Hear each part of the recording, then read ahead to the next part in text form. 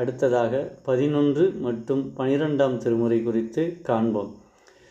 11ஆம் திருமுறை 12 பேர் பாடியது.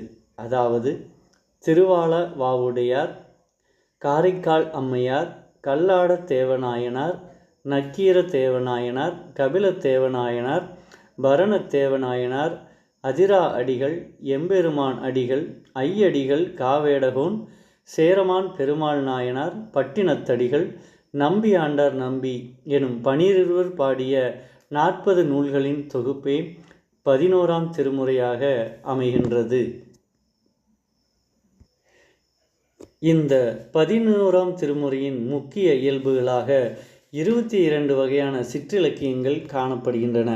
அவற்றில் சீற்றுக்கவி வகை இலக்கியம், திருமுக பாசுரம், திரு ஆலவாய் உடையார் பதிகம் வகை இலக்கியம், திருவாலங்காட்டு திருப்பதிகம், காரைக்கால் அம்மையார், இரட்டை மணிமாலை வகை இலக்கியம் 4, திருவிரட்டை மணிமாலை, மூத்த நாயனார் திருவிரட்டை மணிமாலை, திருநாரையூர் விநாயகர் திருவிரட்டை மாலை.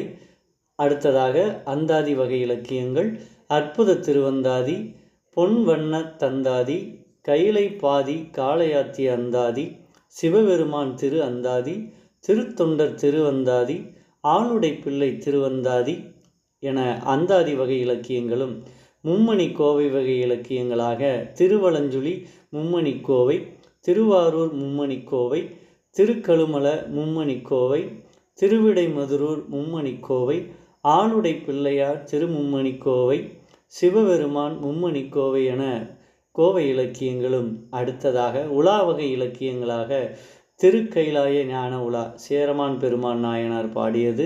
இதுவே ஆதி உலா எனவும் அழைக்கப்படுகிறது.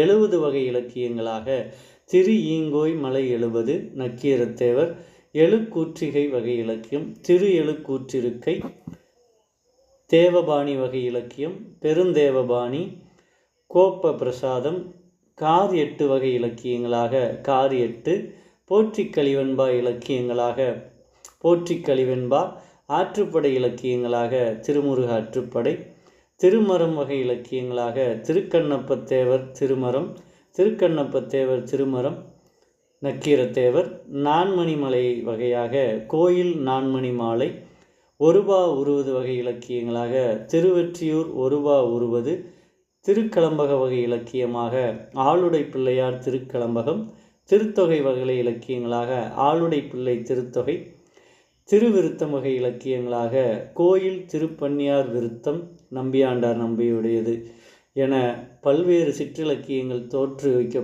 காரணமாக அமைந்தது இந்த 11ஆம் திருமுறையாகும். பதிகம் பாடியவர்களில் பெண்பால் புலவரான காரைக்கால் அம்மையாரின் பதிகங்கள் இத்திருமுறையில் அடங்குகின்றன. நக்கீரத்தேவர் 10 வகையான சிற்றிலக்கிய பாடல்களை பாடியுள்ளார். இவருக்கு அடுத்ததாக நம்பியாண்டார் நம்பி 9 வகையான சிற்றிலக்கிய வகையை பாடியுள்ளார். சிவனை மட்டுமின்றி முருகப்பெருமானையும் முதன்மைப்படுத்தி பாடப்பெற்ற திருமுருகாற்றுப்படை மற்றும் விநாயகரை முதன்மைப்படுத்தும் மூத்த பிள்ளையார் விநாயகர் திருமும்மணி கோவை திருமுறையில் அமைந்துள்ளது. திரு ஆலவாய் உடையார், கல்லாடத் தேவனார் ஆகியோர் ஒரே ஒரு பதிகம் மட்டுமே இந்த 11ஆம் திருமுறையில் பாடியுள்ளனர். திருஞான சம்பந்த நாயனார், கண்ணப்ப நாயனார், திருநாவுக்கரசு நாயனார் ஆகியோர் பாட்டுடை தலைவனாக கொண்ட பதிகங்களும் 11ஆம் திருமுறையில் அடங்கியுள்ளன. அடுத்ததாக 12ஆம் திருமுறை சேக்கிழார் பெரிய புராணம். தமிழ் உயிர் எழுத்துக்கள் 12. அதை போலவே சைவத்தின் உயிர் நாடியாக இருப்பவை 12 திருமுறைகள். சேக்கிழார் 63 நாயன்மார்களை பற்றி விரித்துரைத்த பெரிய புராணமே 12ஆம் திருமுறையாக வைத்தெண்ணப்படுகிறது. சமண நூலான சீவக சிந்தாமணியின்பால் அனபாய சோழன் மனம் கொண்டிருந்தான். இவனிடம் அமைச்சராக இருந்தவர் உத்தம சோழ பல்லவன் எனும் பட்டம் பெற்ற அருண்மொழித்தேவர். இவருக்கு சேக்கிழார் என்ற பெயரும் உண்டு. சமணத்தின்பால் ஈடுபாடு கொண்ட மன்னனின் மனதை சைவத்தின் மீது திருப்பவே இத்திருத்தொண்டர் புராணம் பாடினார்.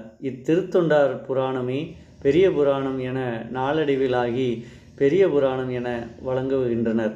சுந்தரரும் நம்பியாண்டார் நம்பிகளும் பாடிய சைவ அடியார்களை பற்றிய குறிப்புகள் விரிவான வரலாற்று நூலே பெரிய புராணமாகும். இம்மூவரும் பாடிய சிவனடியார் அனைவரும் தமிழ்நாட்டு மண்ணில் பிறந்தவர்களே.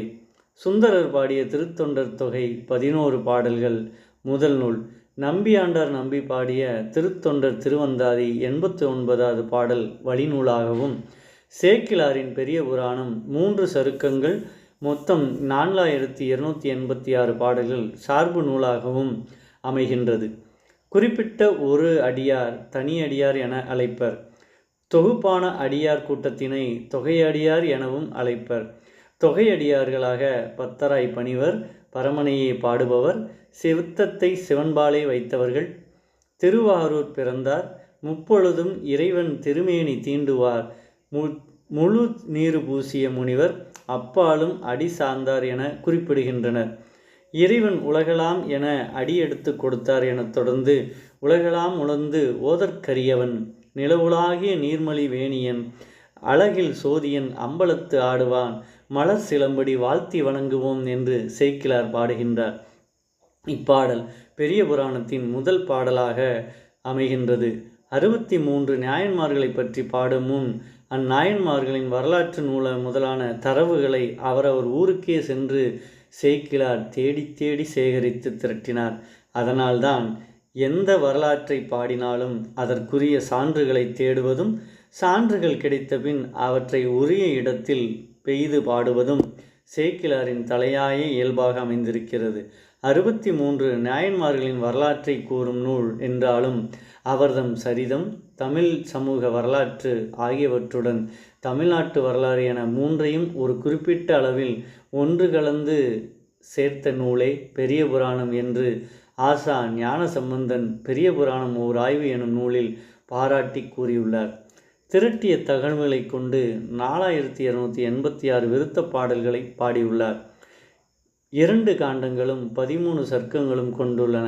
அரசன் முதல் ஆண்டி வரை பல்வேறுபட்ட குலத்தினர் சிவனடியார் எனும் பொதுமை சிறப்பால் ஒரு நிறையில் நிறுத்தப்படுகின்றனர். இவர் பல்வேறுபட்ட சிவத்தொண்டுகளை செய்து உயர்ந்தனர். இந்த சிவனடியார்களின் வரலாற்றை அறிந்து கொள்வதற்கு சைவம் மிகவும் துணை புரிகிறது. நன்றி, வணக்கம்.